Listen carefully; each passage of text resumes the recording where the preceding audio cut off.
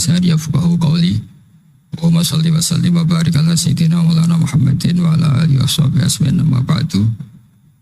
Yang sangat saya hormati Bapak Wakil Presiden Profesor Dr. Kiai Haji Ma'ruf Amin dan istri. Semua pejabat negara yang saya hormati, di sini ada Ibu Menaker Dr. Fauzia, Kapolda yang saya hormati, Korem, semua yang saya hormati, Ketua MUI Banten dan Ketua MUI Jawa Barat, semua yang saya hormati. Saya syukur sekali diberi kesempatan sowan sama Kiai Ma'ruf, karena beliau juga mustasar kami di PBNU, dulu mimpin sebagai Rois Am, dan dekat sekali dengan guru saya, Kiai Haji Maimun Zubair. Terakhir ke sana sama Kiai ya, Kiai Ma'ruf ya, sama-sama banyak Kiai di acara Bahmun. Saya akan matur tidak banyak, tapi saya pastikan semua itu berdasar naskah yang ditulis Syekh Nawawi. Saya cerita yang serius itu 3, yang rileks 3. Di dulu itu lama itu ya rileks. Di antara tulisan Syekh Nawawi, saya ini termasuk pengagum Kiai Nawawi karena Kiai Maimun, putra Kiai Zubair itu saking senangnya Kiai Nawawi itu naskahnya itu banyak tentang Syekh Nawawi. Dan saya termasuk zuriyah kudus, saya masih keluarga dengan Raden Asnawi, masih keluarga karena sama-sama zuriyah dari Mbak Asnawi Sepuh. Itu yang akhirnya menikah Nyai Hamdana, yang dulu pernah dinikah Syekh Nawawi. Terus Nyai Hamdana itu dulu dengan Syekh Nawawi punya putri namanya Zuhroh. Setelah dengan Raden Asnawi punya anak dinamai Zuhri. Punya zuriyah, ada yang namanya Kiai Minan, Kiai Niam, terus punya anak-anak, di antaranya Kiai Hafid yang jadi menantu keluarga Saran. Saya kalau boleh cerita, saya ini khatam Tafsir Munir itu 3 kali. Dulu ngaji di Sarang 2 kali, terus belajar sendiri, terus mentakriri. Takriri itu beri catatan-catatan yang untuk meneguhkan satu rilis ya, atau satu tag atau satu ibarat yang diinginkan Syekh Nawawi. Saya beri beberapa contoh dan ini dipraktekkan di Indonesia. Orang Indonesia itu mesti hafal Fatihah dan semuanya merasa pintar. Itu ya barokahnya Syekh Nawawi, karena kata Syekh Nawawi itu semua Quran dikumpulkan di Fatihah. Fatihah itu dikumpulkan di Bismillah. Bismillah itu dikumpulkan di Ba. Baknya saja masih dikorting di titiknya saja. Jadi kalau orang bisa titik itu sudah menguasai satu Quran. Karena pikirannya Syekh Nawawi itu semua Quran itu menerangkan tauhid, dan tauhid itu dimulai dari ba. Ba itu bi kana makana wa bi yakunu mayakun. Jadi karena saya, kata Allah, yang ada menjadi ada, yang enggak ada juga menjadi akan ada kalau Allah menghendaki wujud. Sehingga dulu Syekh Nawawi itu sudah sukses membuat pikiran kita itu rileks. Kalau nggak bisa Quran semuanya ya Fatihah. Kalau Fatihah nggak bisa ya baca Bismillah. Setidaknya orang Islam itu nggak boleh tercerabut dari Quran. Sehingga saya kalau baca teks-teksnya Syekh Nawawi itu punya pengaruh besar di cara pandang kiai-kiai Indonesia. Di antaranya yang paling monumental, dan setelah ini saya akan tidak menambahi juga tidak mengurangi, adalah Syekh Nawawi cara menganalisis surat Ar-Rum. Di Indonesia itu menerima faham beragama, tapi tidak menerima faham ateis. Itu dulu zaman Rasulullah SAW Sugeng, itu ada kekuatan besar yaitu Romawi dan Persia. Singkat cerita, Persia ini tanpa nabi, tanpa kitab suci, yang Romawi ini punya nabi dan punya kitab suci. Meskipun versi mereka. Ketika orang Persia mengalahkan Romawi, itu nabi terus dicibir, diolok-olok sama orang kafir Mekah. Muhammad, kawan kamu yang punya kekuatan langit, maksudnya punya kitab suci, ternyata kalah. Paling kamu juga kalah dengan kita yang tanpa pegangan langit. Nabi itu susahnya minta ampun. Karena Nabi tidak bisa membayangkan kalau kehidupan manusia itu tidak dipandu agama, tidak dipandu kitab suci.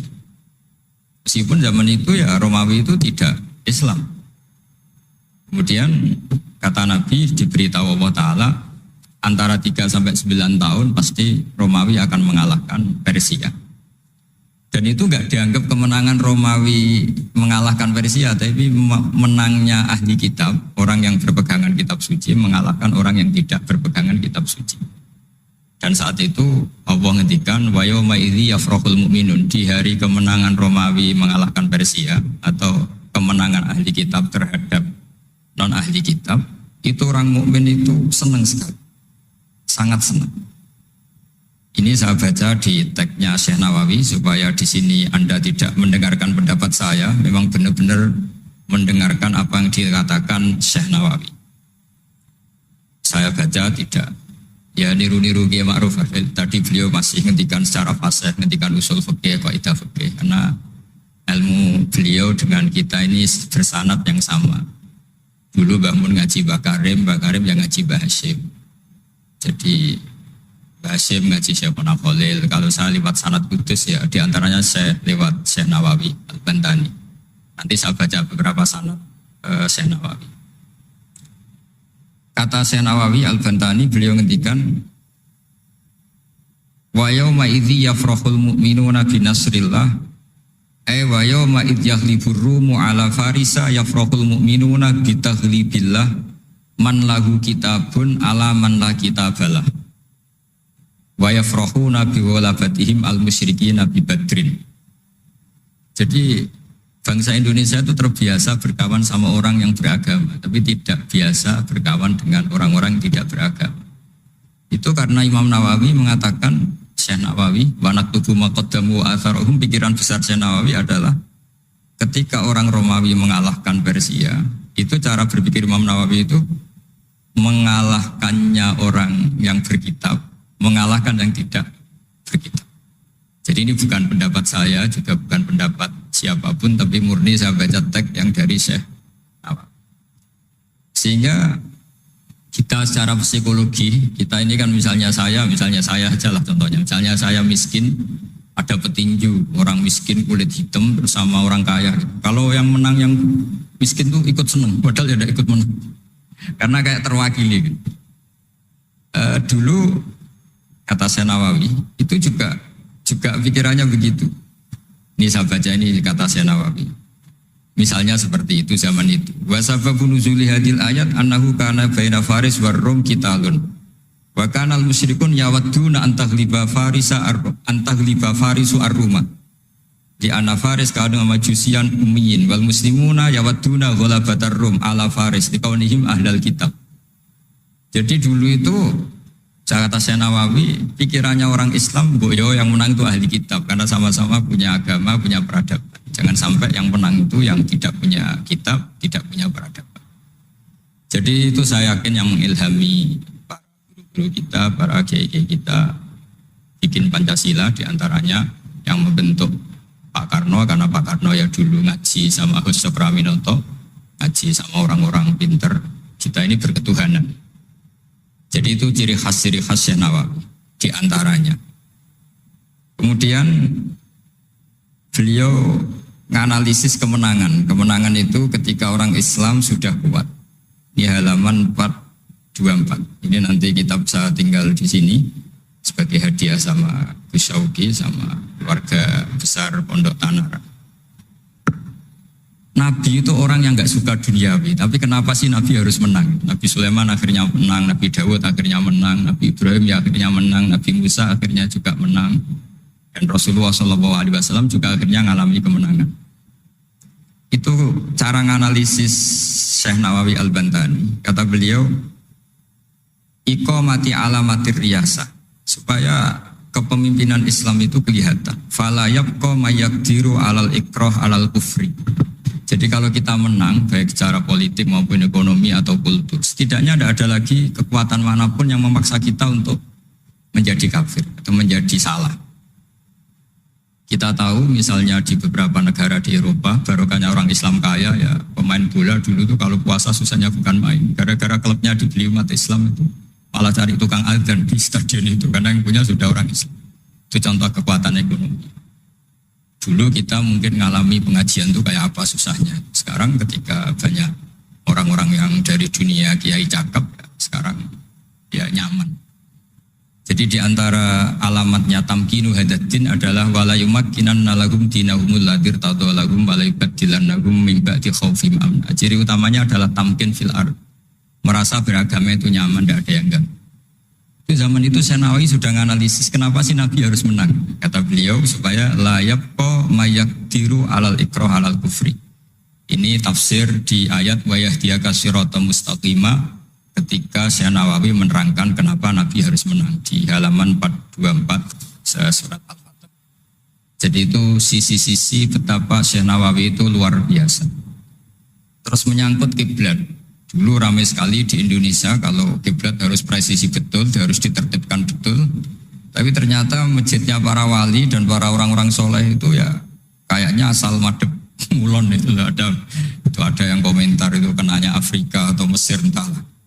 Tapi Imam Syekh Nawawi zaman itu ngendikan setelah beliau cerita presisi, beliau ahli falak. Saya tahu banyak keahlian beliau falak karena saya punya kitab gurunya Syekh Nawawi. Namanya Syarus Salikin, itu karangan guru beliau, Syekh Abdus Somad. Itu kata beliau selain menukil pentingnya presisi kiblat, tapi beliau tetap menukil itu ngutip Waruwiya an Ibni Abbasin annahu qol al-baitu qiblatun li ahlil masjid wal masjid qiblatun li ahlil haram wal haram qiblatun li ahlil masyriq wal maghrib. Wa hadza qaulu Malik. Jadi karena orang Jawa itu rata-rata kiai itu mesti baca tafsir Munir sehingga ya dianggap enteng saja. Ya sudahlah pokoknya kira-kira madhep mulon itu. Karena kalau masjid dipresisikan detail, nanti pertanyaannya juga yang sudah mati-mati harus dipresisikan karena wajib madhep kiblat itu tidak hanya sholat tapi juga orang yang sudah meninggal itu bisa ribet itu. Ya kalau yang mbahnya wali jenazahnya masih utuh, kalau yang enggak wali kan sekeliwat itu karena sudah enggak ada bentuknya. Makanya dulu ada bionanya kiai mau dipindah itu utuhnya enggak boleh. Jangan, kalau mbah saya wali saya keren, jasadnya utuh. Kalau mbah saya enggak wali. Jadi ya, tapi apapun itu saya cerita betapa efek dari pikiran besar Syekh Nawawi itu mempengaruhi kita sehingga dulu masjid-masjid, musola-musola itu ya tetap hati-hati lah, tapi ya tetap saja agak longgarnya karena beliau tetap mengutip wal haram qiblatun lil adil masyriq wal maghrib. Jadi tidak hanya Mekah dengan makna Ka'bah atau dengan makna Masjid Haram, tapi semua tanah. Dan itu bisa 25 atau 20 kilo persegi. Kemudian ini biar benar-benar halnya Syekh Nawawi. Jadi saya tidak cerita pikiran saya, tapi murni cerita Syekh Nawawi, murni cerita Syekh Nawawi. Saya punya naskah banyak karena memang saya nekuni betul. Saya khatam, kalau enggak 3 kali saya khatam tafsir Munir. Ketika beliau menafsirkan fa inna hizballahi humul ghalibun. Ini favorit saya di Syekh Nawawi. Pasukan Allah itu pasti menang, ya. Pasukan Allah itu pasti menang. Tapi beliau dengan unik menjelaskan, ya ini supaya benar-benar Syekh Nawawi ya, tidak menambahkan, tidak mengurangi. Di halaman 278. Jadi ngaji pakai kitab itu untungnya 2. 1 mengutip, 2 terus gak usah mikir gitu. Jadi baru saya mikir nanti salah di depan Pak Wapres, di depan orang-orang pinter malah sakit atau goblok gitu. Jadi kalau nukil kan aman. Paling salahnya salah baca. Kayaknya enggak lah, saya pernah ngaji 3 kali. Kayaknya enggak. Tapi kalau misalnya salah itu apa-apa. Bismillahirrahmanirrahim. Fa inna hizballahi humul ghalibun. Kata Syekh Nawawi, wa may yattakhidum terus hum al-ghalibuna ala a'daihim bil hujjah fa innaha mustamirratun abadan amma bisolah wa daulah faqad dibulabun. Ini termasuk yang unik dari Syekh Nawawi. Kata beliau, Islam itu akan selalu menang secara argumentatif. Bahwa ada sekolah perbandingan agama, bahwa ada kajian agama. Asal yang dikaji Islam ya, bukan orangnya. Kalau orangnya ya macam-macam. Itu pasti argumentasinya itu meyakinkan karena hujjah bahwa Allah itu satu, bahwa kita harus berakhlak, kita harus meninggalkan narkoba, harus meninggalkan perzinahan. Itu argumentasinya mantap, secara uluhiyah mantap, secara sosial juga mantap. Tapi kalau secara kekuatan politik mungkin akan selalu ada, meskipun inginnya kita tidak ada, orang-orang Islam yang minoritas di negaranya atau dengan tanda kutip tertindas di negaranya. Zaman itu Syekh Nawawi sudah ngendikan, pedang pasti menang itu bil hujjah fa innaha mustamirratun abadan. Ini di halaman 278. Amma bisaulah wa daulah fataduzatun. Kalau kekuatan struktural negara atau politik atau ekonomi, ya namanya hukum sosial ya kadang kalah. Dan itu dibuktikan secara lahir. Dulu Rasulullah itu pernah kalah di perang Uhud secara lahir. Ya karena itu fisik. Tapi kalau argumentasi logika Islam itu tetap kul falillahil hujjatul baligh. Logika Islam adalah logika yang kelima. Saya kalau didatangi beberapa dosen dari Jogja, saya sering cerita logika Islam yang paling kelima itu diantaranya saya sering memberi contoh. Ini misalnya saya megang kertas, ini besi. Pasti orang itu bilang besi sama kertas itu kuat besi. Tapi Anda salah. Secara materi memang besi lebih kuat ketimbang kertas. Tapi masalahnya yang mengendalikan saya ingin menghancurkan besi sementara ingin menyimpan kertas. Artinya Islam itu mengajarkan kita itu kabeh biadillah. Apa artinya besi kalau di bawah rencana dihancurkan? Apa lemahnya kertas ketika rencananya diabadikan? Nah, ini pentingnya Islam. Artinya apa? Ketika Islam bilang al-amru biadillah, itu tidak bisa ditawar. Meskipun apapun kekuatannya tetap menang Allah. Seperti tadi, saya megang besi sama megang kertas. Orang tak tanya pasti bilang kuat besi. Tapi kata saya, Anda keliru. Karena saya punya rencana menghancurkan besi, mengabadikan kertas. Artinya Islam itu mengajari tadi, seperti yang dikatakan Kiai Ma'ruf, la haula wala quwata illa billah. Apapun ilmu kita harus digarisbawahi secara materi kuat besi, secara materi kertas lebih rentan. Tapi harus ditambahin. Tapi hakikatnya terserah yang mengendalikan. Jadi di sini Islam mensifati Allah biyadihi malakutu kulli syai'. Ya terserah Allah. Jadi teori la haula wala quwata illa billah itu tidak perlu diperbandingkan atau diperbenturkan dengan teori usaha. Kalau ada penyakit ya kita usaha. Ada di kitab Ihya, di kitab Dawa itu diterangkan Nabi Musa itu pernah sakit karena beliau merasa dekat sama Allah itu gak berobat, tambah sakit, tambah dikasih nasihat. Para dokter tetap gak mau berobat. Akhirnya Allah sendiri yang ngasih tahu, udah kamu berobat saja. Bukankah terserah jenengan Gusti? Terus kata Allah, apa kamu mau bilang saya bikin sesuatu itu tidak ada gunanya? Masa Allah bikin jahe ditanya, apa betul Gusti ini menghalalkan badan? Saya tidak tahu. Saya bikin juga nggak jelas. Kan nggak mungkin seperti itu. Tetap kata Allah, fa'ena adu hikmati. Lalu hikmah saya bikin sesuatu dengan fungsi tertentu, lalu gunanya apa? Kalau semuanya tidak ada gunanya. Semenjak itu Nabi Musa percaya atau mau ikhtiar dengan obat. Tapi obat saja tidak cukup, tetap al-amru biadillah. Saya sering kalau ngaji bilang, kita takut COVID, ternyata nyuwun sewu mati kita kecelakaan. Kita takut penyakit tertentu membunuh, ternyata mati kita kesetrum listrik. Tetap kita butuh tawakal. Meskipun bersamaan dengan itu, tetap ada usaha melawan COVID, ingin menghilangkan penyakit-penyakit itu. Tapi tetap al-amru biadillah, sehingga ada keserasian syariat dan keserasian hakikat. Tapi saya pastikan Syekh Nawawi ini memang luar biasa. Jadi beliau menghentikan banyak hal yang menurut saya itu luar biasa. Jadi saya mengkaji tafsir Munir itu di antara khas-khas beliau adalah beliau bisa cerita tentang tentang kekuatan-kekuatan Allah Ta'ala dengan cara yang rileks. Kemudian kenapa kiai-kiai Indonesia itu ngadepi orang fasik itu tenang, tidak langsung antipati seakan-akan fasik selamanya. Yang soleh juga tidak jumawa seakan-akan soleh sampai mati. Karena kata saya Nawawi itu ketika menafsirkan wa yu'adzibal munafiqina insya'a aw yatub. Namanya hukum sosial sudah saja yang sekarang fasik suatu saat soleh, yang sedang soleh suatu saat fasik. Karena Allah itu bisa saja merubah.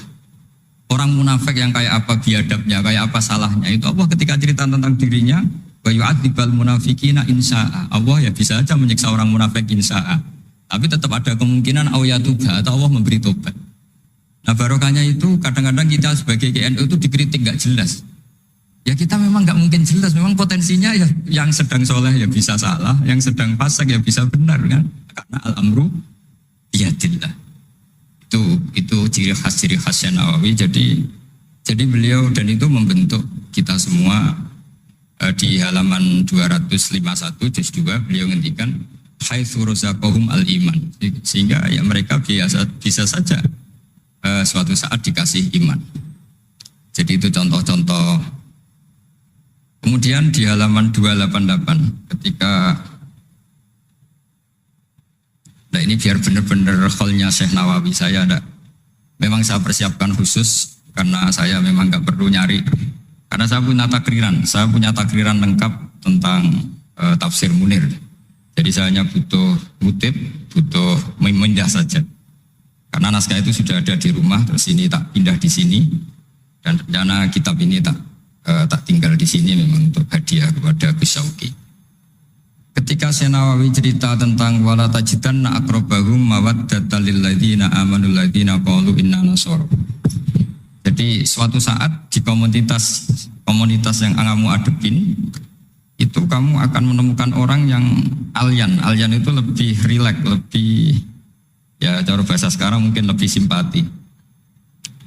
Jadi orang Indonesia itu lebih simpati pada agama tertentu daripada yang lain. Misalnya kata Syekh Nawawi ngendikan waqad qala ba'duhum madzhabul yahud annahu yajibu alim isalu syarri ila man khalafahum fiddin. Terus ketika beliau cerita yang satunya wa aman nasara falaysa madzhabum dzalik balil idza haramun fi dinihim fa hadza wajhu tafawut.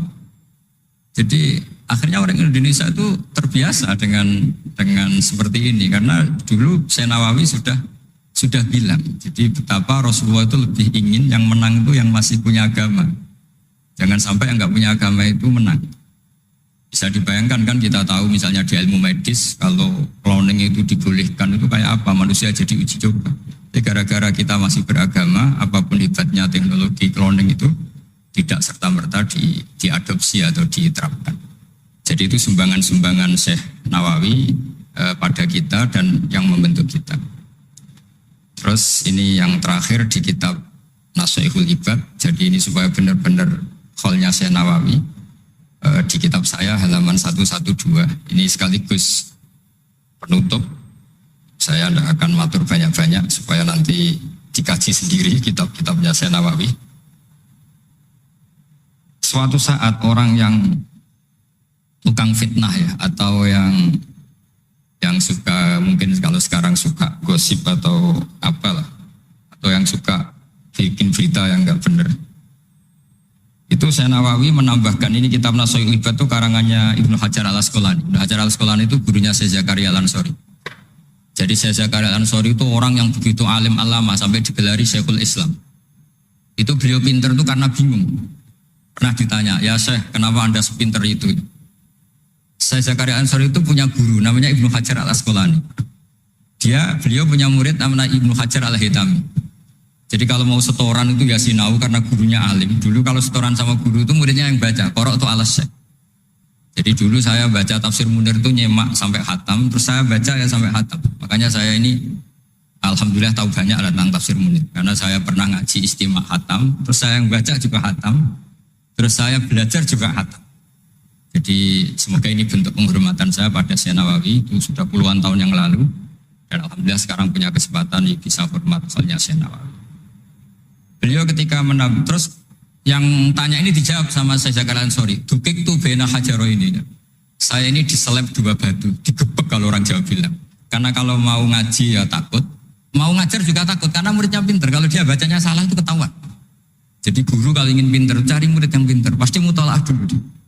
Karena sampai kalau baca rofa nasabnya salah, pasti terus muridnya boyong. Goblok tenan guru gitu. Karena dari punya murid pinter, makanya kalau ada mahasiswa pinter, mesti dosennya tambah pinter. Karena dia kalau bacanya banyak, muridnya akan mikir. Itu disebut dukik tuh bena hajaro ini. Kata Syekh Nawawi menambahkan yang dikatakan Ibnu Hajar Al-Asqalani dalam kitab Nashihul Ibad. Beliau meriwayatkan satu hadis. Yu'adzabul lisanu bi'adzabin la yu'adzabu bihi syai'un minal jawarih. Nanti lisan atau mulut itu disiksa Allah dengan siksaan paling pedih di atas organ tubuh yang lain. Terus lisan komplain sama Allah, "Lima tu'adzibu, kenapa engkau menyiksa seperti ini ya Allah?" Terus dijawab, "Kharajat minka kalimatun balaghat masyariqal ardi wa magharibaha. Fasufika bihad damul haram wa ukhida bihal malul haram wa tuhika bihal farjul haram." Jadi lisan itu kalau kadung ngomong, itu orang yang harusnya disukai gara-gara dia provokatif atau menceritakan kebencian, orang benci semua. yang orang harusnya dibenci karena perilakunya tidak menguntungkan bangsa dan negara atau tidak menguntungkan umat Islam, gara-gara dipoles sehingga dicintai. Jadi lisan itu bisa merubah segalanya. Jadi sekali dia punya kesalahan, kata Syekh Nawawi, sesuai riwayat yang beliau riwayatkan, dan beliau ngendikan turuwiyah, Nabi sallallahu alaihi wasallam, beliau ngendikan bahwa ini diriwayatkan dari Nabi, kharajat minki kalimatun balagot atau kharajat minka kalimatun balagot masyariqal ardi wa magharibaha. Fasufikat bihadamul haram wa ukhidha biha al-malul haram. Jadi ini sumbangan-sumbangan Syekh Nawawi yang kemudian membentuk kita. Jadi saya ulang lagi, mungkin para pengkaji naskahnya Syekh Nawawi tolong dibaca surat Ar-Rum. Surat Ar-Rum itu dulu Nabi itu masih belum kuat, masih di Mekah, dihimpit kekuatan besar, yaitu kekuatan Romawi dan Persia. Dan yang Romawi ahli kitab, yang Persia non ahli kitab. Dan orang musyrik itu non ahli kitab, jadi tidak berkitab. Ternyata Nabi ketika orang Faris menang, Nabi dicibir sama orang-orang musyrik bahwa nasib anda yang katanya punya kekuatan langit, pasti nasibnya sama dengan Romawi. Tapi ternyata Allah akhirnya memenangkan Romawi, dan ketika Romawi yang menang, ini oleh Syekh Nawawi ditafsirkan kemenangan yang punya kitab. Bukan ditafsirkan kemenangan apa? Romawi, tapi kemenangan yang berpegangan kitab. Itu lebih menyenangkan bagi umat Islam karena bagaimanapun yang punya kitab ini jauh lebih berperadaban, lebih beretika. Saya kira demikian karena mungkin waktu ya, dan tadi seperti yang dikatakan Kiai Haji Ma'ruf, mohon maaf sebanyak-banyaknya karena nggak bisa hormat Syekh Nawawi secara besar-besaran sesuai hak beliau sebagai orang yang sangat-sangat terhormat karena ngangkat nama besar Indonesia di kancah internasional. Terakhir saya tutup kata Mbah Maimun itu, ketika Andalusia kalah, padahal dulu melahirkan pengarang-pengarang kitab besar kayak Imam Qurtubi, Ibnu Malik, itu kata Mbah Mun, digai ganti Indonesia katanya. Kata Allah itu nggak ridho kalau orang Islam di belahan sana kalah kecuali ada penggantinya. Katanya penggantinya itu Indonesia, kata beliau. Buktinya kita tidak berbahasa ibu Arab, tapi banyak melahirkan pengarang-pengarang kitab dengan al-fasohah fi nihayatil ulya. Karangannya Syekh Nawawi, Syekh Mahfud At-Turmusi itu punya tingkat fasohah yang setingkat bahasa aslinya. Makanya ada Syekh Khotib Minangkabau itu namanya Muhammad. Dia orang Indonesia, orang Minangkabau. Tapi ketika dipek mantu orang Arab dicibir. Kamu kok punya menantu orang Ajam? Orang Ajam itu dianggap gak bisa ngomong. Beliau secara spontan gak dikasih tahu, disuruh khutbah. Ternyata beliau takallama bilisanin fasih wa bikalamin fasih wa bikalamin baligh. Akhirnya orang-orang Mekah itu kagum semua, makanya terus dapat gelar Muhammad Khotib. Jadi dia Khotib itu gelar karena ini ajamiyun min ahli Jawa atau min ahli Indonesia yang bisa menghentikan bahasa Arab secara apa? Fasih. Jadi semenjak itu terus ada gerbong besar setelah Syekh Nawawi itu banyak lah, ada Abbas Soleh Darat, ada Syekhona Khalil, terus Top Kosania ada Syekh Mahfud, macam-macam, terus Top Kosalisa ada Mbah Hashim, ada Mbah Wahab, ada Raden Asnawi dan seterusnya dan terusnya. Semoga kula jenengan termasuk orang-orang yang mencintai beliau, karena sanad saya tadi saya matur sama Kiai Haji Ma'ruf, memang sanad Qadiri itu dulu dari sini, dari kakeknya Mbah Ma'ruf, dari Mbah Karim. Saya juga tahu itu karena sering dikasih tahu para mursyid thariqah, dan itu tadi kita sempat baca di Bahjatul Wasail, memang beliau itu Al-Qadiri, jadi apa Asy-Syafi'i madzhaban wal Qadiri apa thariqatan. Mohon maaf. Assalamualaikum warahmatullahi wabarakatuh.